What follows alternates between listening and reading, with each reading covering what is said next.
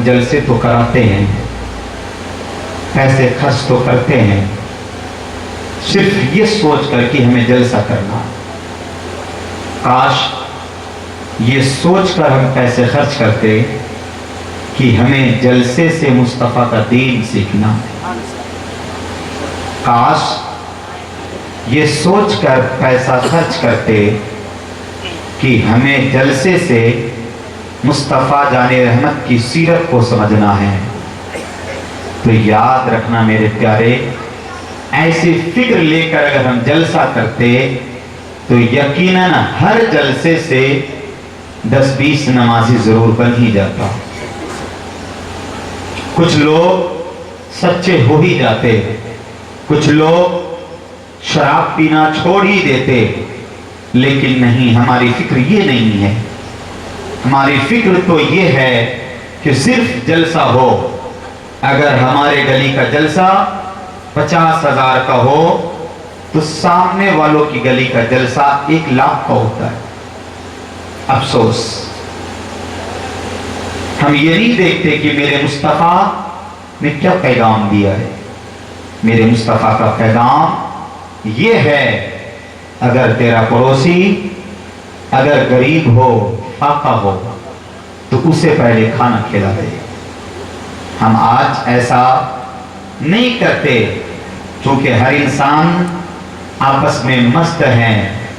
کو یاد رکھنا میرے پیارے، یہ دنیا کا دستور تو ہے، آپ کا نام زمانے میں ہو جائے گا کہ یہ بڑے سیٹ ہیں، یہ بڑے دولت والے ہیں، لیکن یاد رکھنا یہ دولت کسی کام کی نہیں، بلکہ دولت تو وہ ہے جو غریب ہو، دل میں عشق رسول لے کر بیٹھا ہو، غریب ہو لیکن وہ نمازی ہو، غریب ہو رسول کی محبت ہو، یتیم ہو رسول کی محبت ہو، یتیم ہو لیکن قرآن پڑھنا جانتا ہو۔ افسوس جلسہ کرنے والوں، تمہارا حال یہ ہے کہ تم قرآن پڑھنے سے کوسوں دور ہو۔ افسوس تمہارا حال یہ ہے کہ جلسے میں تم ایسے عالموں کا منتخب کرتے ہو جو عین سے نہیں، جو الف سے ہوا کرتا ہے، ایسے کو انتخاب کرتے ہو جو خود بے نمازی ہوتا ہے۔ تم ایسے شورا کو پسند کرتے ہو جسے شورا کے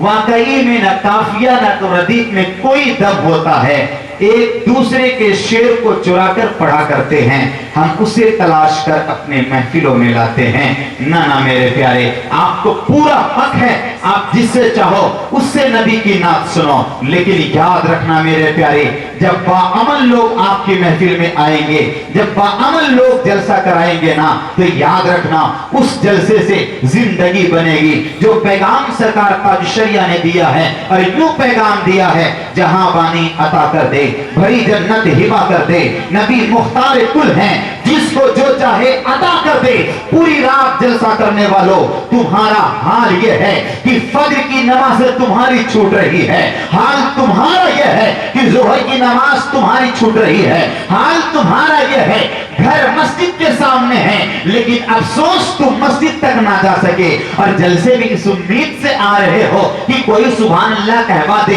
تو مجھے جنت مل جائے گی۔ او یار، یہ علماء کرام ہیں، یہ مفتی صاحب ہیں جو 1-2 سال نہیں 13 سال اپنی زندگی کو مدرسے میں گزارا ہے، مدرسے کی دال روٹی یہ کھائے ہیں، تب جا کر بڑی بڑی کتابیں، کبھی مشکوٰۃ شریف، بخاری شریف، مسلم شریف، نسائی شریف، داؤد شریف، ایسی معتبر کتابیں پڑھی ہیں جناب۔ تب یہ نہیں کہہ سکتے ہیں کہ میں جنتی ہوں، لیکن کوئی یہ کہہ دے، مچل کر کہہ دو جنتی مسلمانوں سبحان اللہ۔ تو یاد رکھنا میرے پیارے، یہ مچلنے کی جگہ نہیں ہے، دل کو مچلانے کی ضرورت ہے، دل مچلنا چاہیے نبی کی محبت میں، اور جس دن آپ کا دل مچلے گا نا، اس جلسے سے جاؤ گے نا، تو بے نمازی نہیں نمازی بن کر جاؤگے۔ آپ یہی تو سوچتے ہو نا کہ میں جنت میں جاؤں، آپ کے خیال یہی ہے نا کہ جنت مجھے مل جائے، آپ کی فکر یہی ہے نا کہ کاش میں مدینے کی گلیوں کا نظارہ کرتا، آپ کی سوچ یہی ہے نا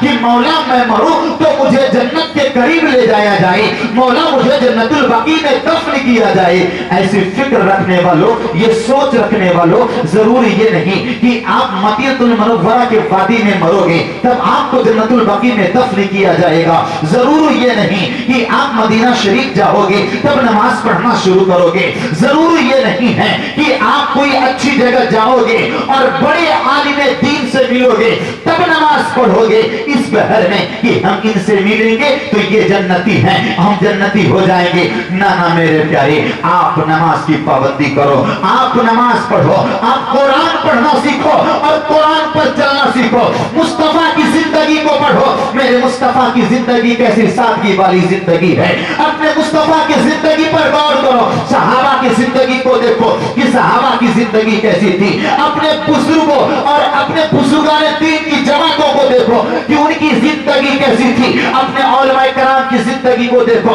اپنے اماموں کی زندگی کو دیکھو، کتنے آسانی کے ساتھ اپنی زندگی کو گزار رہے ہیں۔ دنیا یہ کہتی ہے یہ بڑے غریب لوگ ہیں، یہ مسجد میں امامت کرنے والے لوگ ہیں، یہ مدرسہ میں پڑھانے والے لوگ ہیں، یہ قرآن پڑھنے والے لوگ ہیں، میاں یہ قرآن پڑھانے والے لوگ ہیں، یہ ان کے پاس پیسہ ہوئی کہاں سے، پیسہ آئی کہاں سے سکتا ہے، یہ دولت والے بن ہی کہاں سے سکتے ہیں۔ نادان، یاد رکھنا، آپ کے پاس دولت تو ہو سکتی ہے، آپ کروڑپتی بن تو سکتے ہو، لیکن یاد رکھنا جو قرآن پڑھتا ہے نا اور جو قرآن پڑھاتا ہے نا، جو نماز پڑھاتا ہے نا، جو مصلی رسول پر جاتا ہے نا، تیری پوری زندگی کی کمائی ایک طرف رکھ دیا جائے اور ان کا ایک سجدہ ایک طرف رکھ دیا جائے، پوری زندگی کی کمائی کو ایک پلڑے میں رکھ دیا جائے، قرآن کا درس دینا ایک دن کا وہ پیغام ایک پلڑے میں رکھ دیا جائے، تمام دولتوں سے افضل و اعلی یہ دولت ہوگی میرے پیارے۔ اس لیے حد کرو، ہم جلسے ضرور کریں گے لیکن اس جلسے سے دین کو سیکھیں گے، مصطفیٰ جان رحمت کی شریعت کو جانیں گے کہ میرے مصطفیٰ کی سیرت کیا ہے۔ اگر آپ یہ سوچ کر جلسے میں آؤ گے نا جناب تو آپ کامیاب ہو جاؤ گے۔ میں اکثر جلسوں میں کہا کرتا ہوں، او میرے پیاری جلسہ کرانے والوں، آپ بڑی محنت سے مشقت سے ایک جلسہ کراتے ہو تو یہ فکر لے کر جایا کرو جلسے میں، اور اس فکر کے ساتھ جلسہ کرایا کرو، چاہے وہ عالم صاحب ہو چاہے وہ شورا حضرات ہو، ہر ایک کو جب آپ دعوت دو نا انہیں پہلے کہہ دو میاں آپ کو اپنی مرضی سے تقریر نہیں کرنا ہے، ہمارے معاشرے میں اس چیز کی کمی ہے، اس ٹاپک پہ آپ کو گفتگو کرنی ہے، نبی کی سیرت کو بیان کرنا ہے کہ نبی کی زندگی کیسی ہے، اسوہ حسنہ میرے مصطفیٰ کے تعلق سے اس پہ گفتگو کرنی ہے، یعنی جیسا موسم ہو، جس چیز کی کمی معاشرے میں ہو اس تعلق سے گفتگو کرائی جائے تو زندگی میں نخار پیدا ہوگا۔ کس نے کہہ دیا کہ میرے نبی صرف نبی ہے؟ یہ کس نے کہہ دیا آپ کو کہ میرے مصطفیٰ تو دین کی باتیں بتاتے تھے اور دنیا کو بتاتے تھے قرآن کیا ہے؟ نہ میرے پیارے، میرا مصطفیٰ وہ ہے جن کے در سے تمام علوم و فنون بہا کرتا ہے، وہ میرے مصطفیٰ ہے۔ اس لیے اپنے آئیڈیا کسی اور کو نہیں، مصطفیٰ جان رحمت کو بناؤ، اپنا آئیڈیا کسی کو نہیں، صحابہ کو بناؤ، اپنا آئیڈیا کسی کو نہیں، اہل بیت اطہار کو بناؤ۔ تو یاد رکھنا ان کی زندگی بڑی سادگی کی زندگی ہے، ان کی زندگی میں جب آپ دیکھو گے نا تو آپ کو بڑا سکون ملے گا، بڑا رشک آئے گا، چونکہ یہ نمازی ہیں، چونکہ یہ دین پر چلنے والے ہیں، یہ وہی لوگ ہیں نا جو آقا کریم صلی اللہ تعالیٰ علیہ وسلم پر ایمان لائے نا تو کبھی وہ بے نمازی نہیں ہوئے، وہی لوگ ہیں نا جسے آپ صحابہ کہتے ہو، وہ صحابہ کی جماعت ہے جو نبی پر ایمان لائے نا پھر دین سے کبھی دور نہیں ہوئے۔ میں آپ سے پوچھنا چاہتا ہوں، آپ یہ کہتے ہو کہ میں پکا مسلمان ہوں، میں پکا مومن ہوں، لیکن میں آپ سے پوچھنا چاہتا ہوں مسجد آپ کے دروازے کے سامنے ہے، کبھی آپ کو توفیق ہوئی کہ چلو فجر کی اذان آج میں دے دیتا ہوں؟ کبھی آپ نے یہ سوچا کہ ظہر کی اذان میں دے دوں، عصر کی اذان میں دے دوں؟ اللہ اکبر! جس دن قوم مسلم جان جائے کہ اذان کی فضیلت کیا ہے وہ آپس میں تلواریں نکال لیں گے کہ اذان ہم دیں گے، اذان ہم دیں گے، اذان ہم دیں گے۔ جب اذان کی فضیلت اتنی بڑی ہے تو ذرا سوچو پھر نماز کا مقام کیا ہوگا؟